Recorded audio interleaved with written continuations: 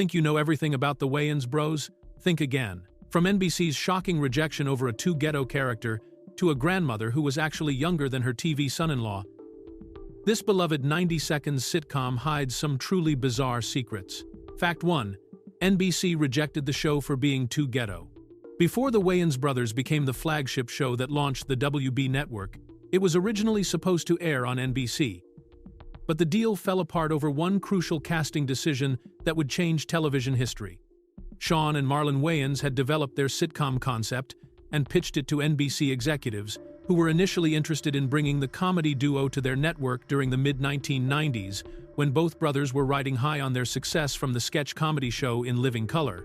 The Wayans brothers had always envisioned John Witherspoon as their television father, having worked with the veteran comedian on previous projects, and knowing he would bring the perfect blend of wisdom and outrageous humor to the character of Pops Williams.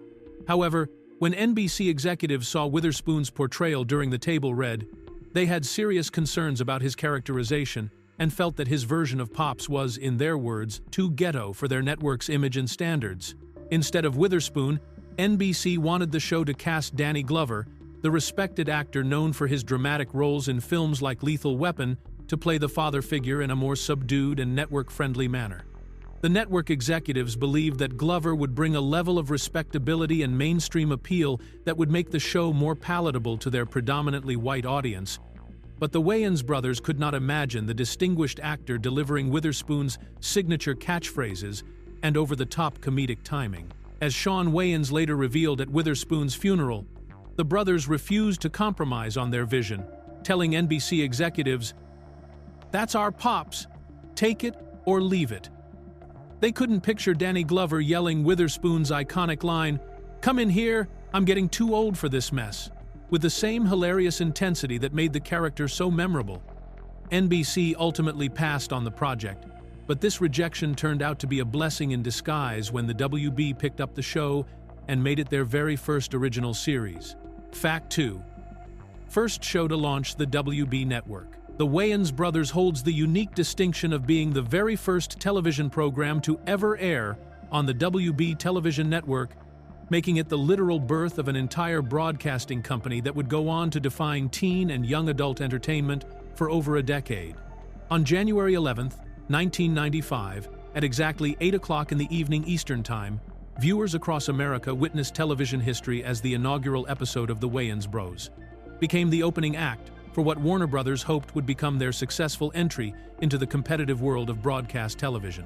The WB was created as a joint venture between Warner Brothers Entertainment and Tribune Broadcasting, with former Fox executives Jamie Kellner and Garth Ancier brought in to run the fledgling network and compete against the established Big Three networks of ABC, CBS, and NBC.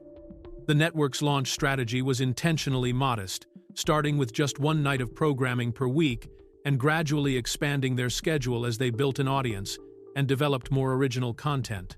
The Wednesday night premiere lineup consisted of 4 sitcoms that would help establish the WB's identity, including The Wayans Brothers, Unhappily Ever After, The Parenthood, and a short-lived series called Muscle that didn't make it past the first season. However, it was The Wayans Bros.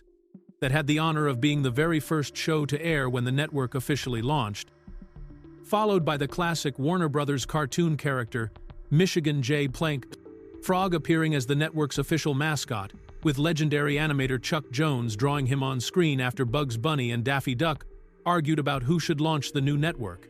This historic moment meant that Sean and Marlon Wayans were not just starring in a new sitcom, but were literally launching an entire television network that would eventually become home to iconic shows like Buffy the Vampire Slayer, Dawson's Creek, Smallville, and Supernatural, making their show the foundation upon which the WB built its entire programming strategy. Fact 3. Theme song changed 3 times. Most television shows stick with one theme song throughout their entire run, but the Wayans Bros. Went through 3 completely different musical introductions during its 5 seasons, creating one of the most unusual theme song histories in sitcom television. The show's musical journey began with what many fans consider the most memorable and iconic choice, using the instrumental version of A Tribe Called Quest's Electric Relaxation from their 1993 album Midnight Marauders during the first 2 seasons, from 1995 to 1996. This hip-hop classic, which sampled jazz organist Ronnie Foster's Mystic Brew, gave the show a smooth, laid-back vibe that perfectly matched the urban New York setting and the brothers' street-smart comedy style, making the Wayans Bros. The first sitcom in television history to feature a well-known hip-hop track as its official theme song. The choice reflected Sean's background as a former DJ, and both brothers' deep connection to hip-hop culture, setting the tone for a show that would consistently embrace contemporary urban music and fashion throughout its run. However, when the third season began in 1996, viewers were shocked to hear something completely different during the opening credits.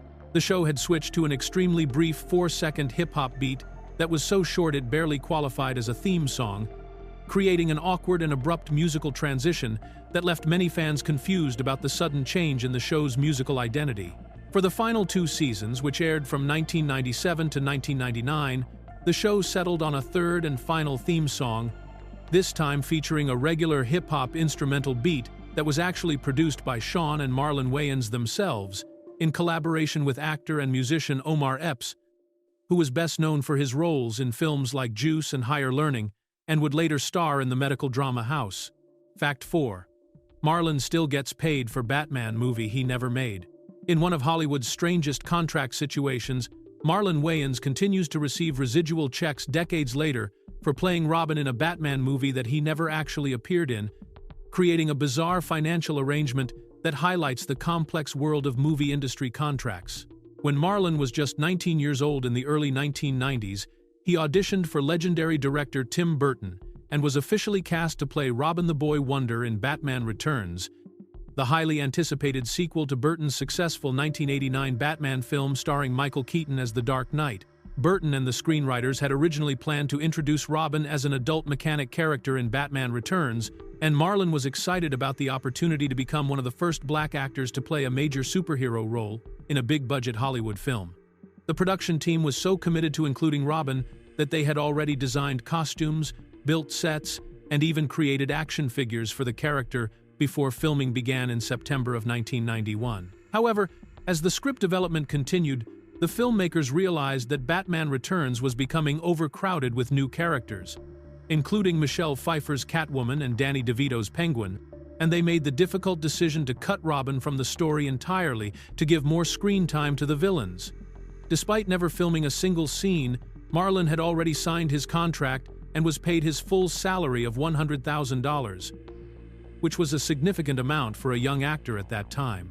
When Burton planned to bring Robin back for the third Batman film, he wanted to keep Marlon in the role, but Warner Bros. Replaced Burton with director Joel Schumacher, who had a completely different vision for the character and chose to cast Chris O'Donnell instead. As Marlon later explained in interviews, "I was cast, I was paid and everything.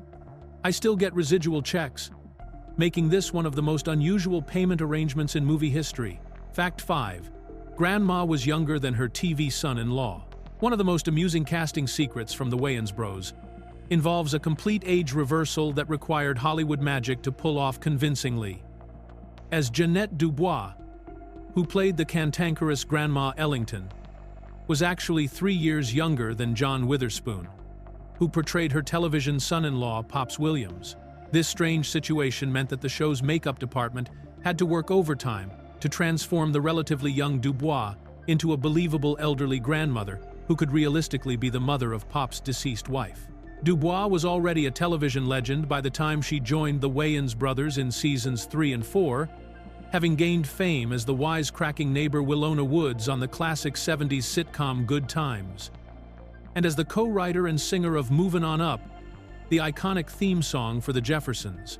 When the casting directors approached her about playing Grandma Ellington, they knew they would need to age her appearance significantly to make the family relationship believable on screen. The makeup artists used extensive prosthetics, special aging makeup techniques, and carefully styled gray wigs to transform Dubois into a convincing elderly woman who looked old enough to be Witherspoon's mother-in-law, despite the fact that she was born in 1932 while Witherspoon was born in 1929.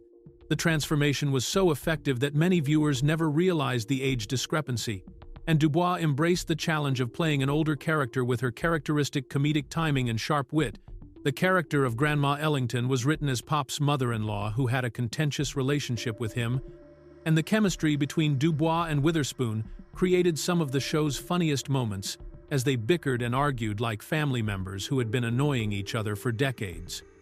This casting choice became a perfect example of how talented actors and skilled makeup artists can create believable relationships that defy the actors' real ages. Fact 6.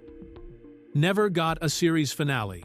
The Wayans brothers suffered the unfortunate fate that befalls many beloved television shows when it was abruptly canceled in the summer of 1999, without any advance warning, leaving fans without the closure of a proper series finale episode to wrap up the characters' storylines and say goodbye to the Williams family. The show had successfully run for 5 seasons and produced 101 episodes, building a loyal fan base that followed Sean, Marlon, and Pops through their various misadventures in New York City, but declining ratings during the final season led the WB network to make the decision to end the series without giving the writers an opportunity to craft a satisfying conclusion. This sudden cancellation meant that the final episode that aired on May 20th, 1999, was just a regular episode rather than a special finale designed to give fans emotional closure or resolve any ongoing plot threads that had been developing throughout the season.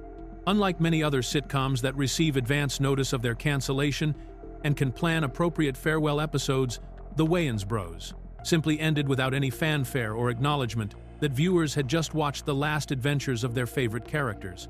The Wayans brothers were clearly frustrated by this lack of closure, and Sean found a creative way to express his disappointment about the show's abrupt ending when he appeared in the horror comedy film Scary Movie just 1 year later in 2000.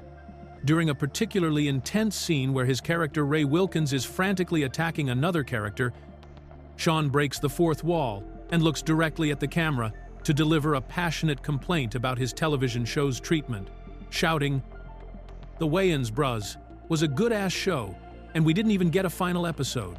This memorable movie moment became a way for Sean to publicly air his grievances about the network's decision, while also giving fans a bit of the acknowledgement and closure that the television series itself never provided. Fact 7. Original title was Brother to Brother.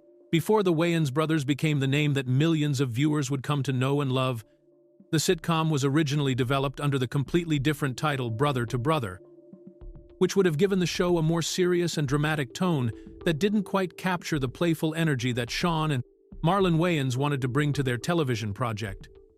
During the early development stages in the mid-1990s, the creative team was exploring various approaches to branding the show and settling on a title that would effectively communicate the central relationship between the two brothers, while also appealing to network executives and potential audiences.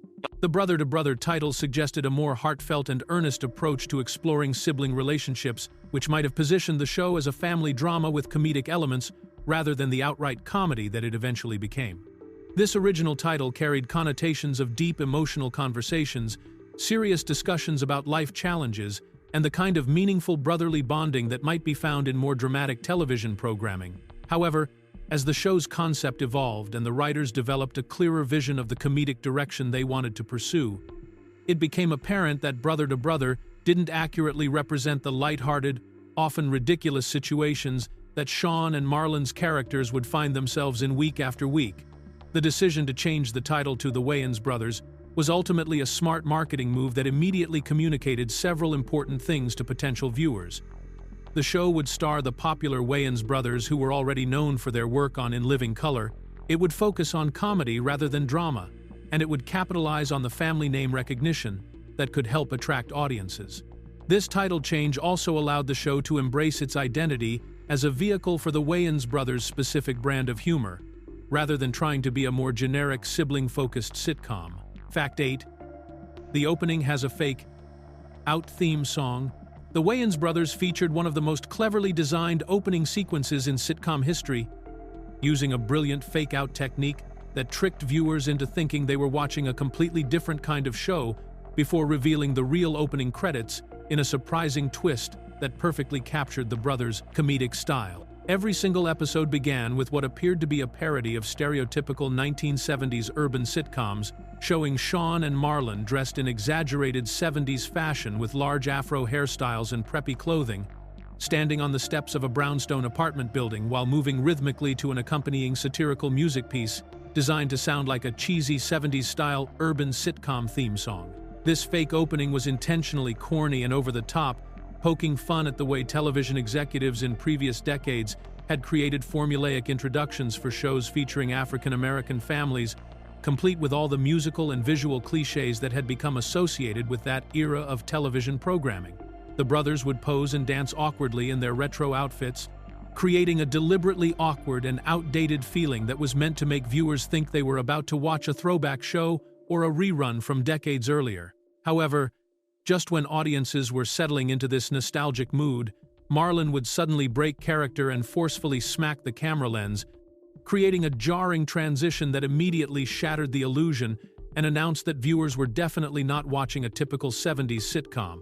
This camera smack served as the signal for the real opening to begin, which showed the brothers in their normal 1990s clothing trying to help an elderly woman who had just been hit by a bus, before the scene cut to show both brothers sitting inside the bus with the actual show title appearing underneath them, creating a much more contemporary and edgy introduction that matched the show's actual tone and humor. Fact 9. Beat Friends in some markets. In a remarkable achievement that television historians often overlook, the Wayans Bros managed to outperform one of the most popular sitcoms in television history by consistently beating Friends in the ratings in several major television markets, though this impressive accomplishment never received the recognition or media attention that it deserved. According to Marlon Wayans, who revealed this information during interviews years after the show ended, the Wayans brothers regularly defeated NBC's flagship comedy Friends in head-to-head competition in various cities across the United States, including the significant Atlanta market where the show had developed a particularly strong following among viewers. This ratings victory was especially remarkable considering that Friends was one of NBC's most valuable properties during the 1990s, featuring an ensemble cast of 6 young actors who had become household names and cultural icons, while the Wayans Bros was airing on the much smaller and newer WB network that had far fewer affiliates and significantly less promotional power than the established NBC juggernaut. The fact that a show on a startup network could compete with and sometimes surpass the viewership numbers of one of the most heavily promoted and widely discussed sitcoms of the decade demonstrated the genuine popularity and cultural impact that the Wayans brothers had achieved among its target audience. Despite these impressive ratings victories in multiple markets, Marlon Wayans has expressed frustration that the show never received proper credit for this achievement from television industry publications, entertainment media, or network executives who seemed reluctant to acknowledge that a relatively new show featuring African-American comedians could successfully compete with mainstream programming. As Marlon later reflected on the show's impact, "They never credited us with being the premier show of the WB network and never gave us credit for often beating NBC's #1 hit Friends in many markets, including Atlanta, but what we did get was the respect and love from our audience." Fact 10. Mother character never appeared on screen.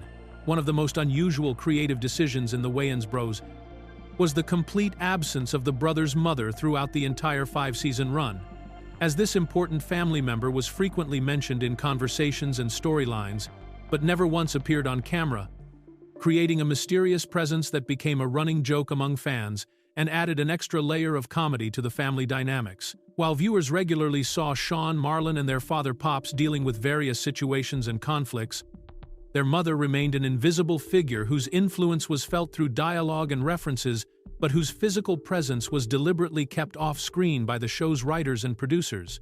This decision to keep the mother character unseen was particularly interesting because she was clearly an active part of the family's life, with episodes featuring storylines that revolved around Pops' marriage and the brothers' relationship with their parents, including situations where Sean and Marlon suspected that Pops might be cheating on their mother, or episodes that dealt with family disagreements and household issues that would naturally involve both parents.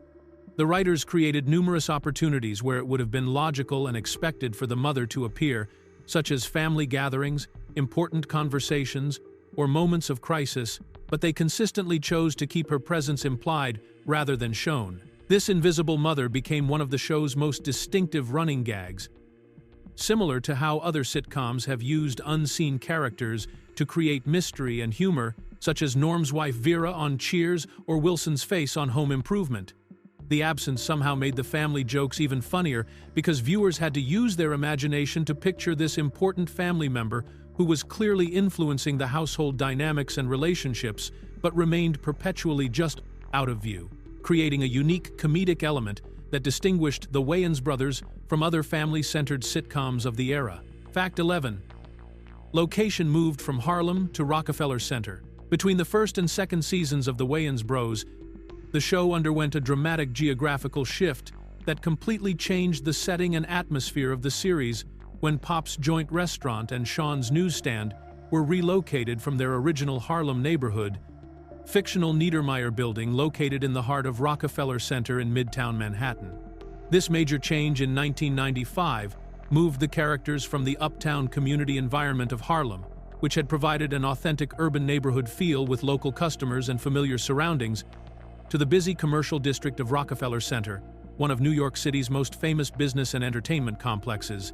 The relocation meant that instead of operating in a standalone restaurant where Pops had hired Marlon and a cook named Benny during the first season, the family businesses were now housed within a large office building alongside other commercial tenants, creating new opportunities for storylines and character interactions. The fictional Niedermeyer building became the central hub, where both the newsstand and restaurant operated in close proximity to each other, allowing for more integrated storylines between the family members and introducing new recurring characters like the building's security guards, who became regular parts of the show's ensemble cast. This setting change also brought a different energy to the show, as the characters now found themselves in the middle of one of Manhattan's busiest areas, surrounded by tourists, office workers, and the general hustle and bustle of a major commercial district, rather than the more intimate neighborhood atmosphere that had characterized the first season. The move to Rockefeller Center positioned the Williams family businesses in a more prominent and prestigious location, which opened up new comedic possibilities involving the contrast between their down-to-earth family dynamics and the upscale environment of their new surroundings. Fact 12. First hip-hop theme song on television. The Wayans brothers broke new ground in television history by becoming the first sitcom to feature a well-known hip-hop track as its official theme song, using A Tribe Called Quest's Electric Relaxation from their 1993 album Midnight Marauders to introduce each episode during the show's first 2 seasons. This groundbreaking decision represented a significant shift in how television programming approached music and cultural representation, as previous sitcoms had typically relied on original compositions or traditional pop songs that were considered more mainstream and broadly appealing to television audiences. The choice to use Electric Relaxation was particularly meaningful because the song was already a recognized hit within the hip-hop community, having been released as a single in February of 1994 and reaching number 65 on the Billboard Hot 100 chart, making it a legitimate commercial success that brought credibility and authenticity to the show's urban setting and characters. The track, which sampled jazz organist Ronnie Foster's Mystic Brew, perfectly captured the smooth, laid-back vibe that the Wayans brothers wanted to establish for their show, reflecting their own deep connection to hip-hop culture and their desire to create programming that genuinely represented the musical tastes and cultural influences of their target audience. This pioneering use of hip-hop music in a sitcom opening was especially significant because it occurred during the mid-1990s when hip-hop was still fighting for mainstream acceptance, and many television executives were hesitant to embrace the genre due to concerns about controversy or narrow appeal. The success of the Wayans Bros helped demonstrate that hip-hop could be successfully integrated into television programming without alienating audiences, paving the way for future shows to incorporate contemporary urban music into their soundtracks and opening sequences, ultimately establishing a precedent that would influence how television networks approached programming aimed at younger and more diverse audiences. Fact 13. Pop's Diner was a civil rights landmark. In one of the most surprising and meaningful storylines to emerge from the Wayans Bros, the show revealed that Pop's Joint wasn't just a simple family restaurant, but was actually a historically significant establishment that had served as an important gathering place for the nation's greatest civil rights leaders and activists during the most crucial periods of the civil rights movement. This revelation added an unexpected layer of depth and cultural importance to what viewers had initially seen as just a modest diner, where Pops Williams served food and occasionally got into comedic situations with his sons and customers. The writers used this historical backstory to give the Williams family business a sense of legacy and importance that went far beyond its role as a setting for weekly comedy situations, suggesting that the restaurant had been a meeting place where significant discussions and planning sessions had taken place during the fight for racial equality and social justice in America. This background information transformed the diner from a simple neighborhood eatery into a place with genuine historical significance, where important figures in American history had gathered to share meals, exchange ideas, and organize their efforts to create positive change in society. The revelation that Pop's Joint was considered a historical landmark for civil rights activism gave the show an opportunity to acknowledge the important role that Black-owned businesses had played in supporting and sustaining the civil rights movement. When restaurants, barbershops, and other community gathering places served as safe spaces for activists to meet and organize their efforts. This storyline element allowed the Wayans brothers to honor this history while maintaining its comedic tone, showing how ordinary family businesses could have extraordinary historical significance and demonstrating that the Williams family's restaurant was connected to something much larger and more important than daily comedy routines, giving viewers a greater appreciation for the cultural heritage and historical importance of the fictional establishment. Fact 14. Working title originally on NBC schedule. The creative clash between the Wayans brothers and NBC executives over casting John Witherspoon as Pops Williams ultimately came down to one specific concern that perfectly illustrated why the brothers felt so strongly about keeping their chosen actor in the role, as they simply could not imagine the distinguished Danny Glover delivering Witherspoon's signature catchphrase with the same comedic impact and outrageous energy. When NBC proposed replacing Witherspoon with the respected dramatic actor Danny Glover, who was best known for his serious roles in films like the Lethal Weapon series and his dignified screen presence, the Wayans brothers realized that the entire comedic dynamic of their show would be fundamentally altered. The specific moment that crystallized their decision came when Sean and Marlon tried to picture Danny Glover yelling John Witherspoon's most memorable line at them during one of the show's typical father-son confrontations, shouting, "Come in here, I'm getting too old for this mess," with the same explosive energy and perfect comedic timing that Witherspoon brought to the character. The brothers understood that while Glover was undoubtedly a talented and respected actor, his natural dignity and dramatic training would make it nearly impossible for him to deliver the kind of over-the-top, cartoonish performance that made Pops Williams such a hilarious and memorable character. Witherspoon's ability to transform this simple phrase into a running gag that perfectly captured Pop's exasperation with his son's antics was central to the show's humor, and the Wayans brothers knew that replacing him with a more serious actor would fundamentally change the tone and comedic energy of their family dynamic. This realization strengthened their resolve to fight for Witherspoon, even though it meant walking away from the security and prestige of an NBC deal, because they understood that the success of their show depended on maintaining the specific brand of outrageous family comedy that only Witherspoon could deliver. Fact 15. Show had licensing issues with theme song. When the Wayans brothers made the transition from broadcast television to home video and streaming platforms in the 21st century, fans who purchased DVD collections or watched episodes online discovered that one of the show's most beloved elements had been quietly removed due to complex music licensing issues that Warner Bros. Was unable to resolve. The iconic A Tribe Called Quest song, Electric Relaxation, that had served as the show's theme music during its first 2 seasons from 1995 to 1996, was no longer part of the viewing experience, having been replaced with a completely different and much more generic R&B instrumental track. This licensing problem arose because the original agreements that allowed the show to use Electric Relaxation during its initial broadcast run did not extend to home video distribution, DVD sales, or streaming rights, which were not major considerations when the show was originally produced in the mid-1990s before the widespread adoption of these newer forms of media consumption. When Warner Bros.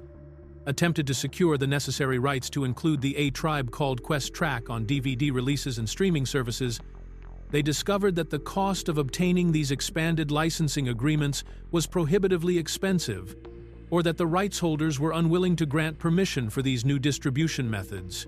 The replacement theme song that appears on DVD collections and streaming platforms lacks the cultural significance and musical quality of the original A Tribe Called Quest track, creating a noticeably different viewing experience for fans who remembered the show from its original broadcast run. This situation became particularly frustrating for longtime viewers who associated Electric Relaxation with their memories of the show and felt that the generic substitute music diminished the authentic hip-hop cultural atmosphere that had been such an important part of the Wayans brothers' identity and appeal during its groundbreaking run on the WB network.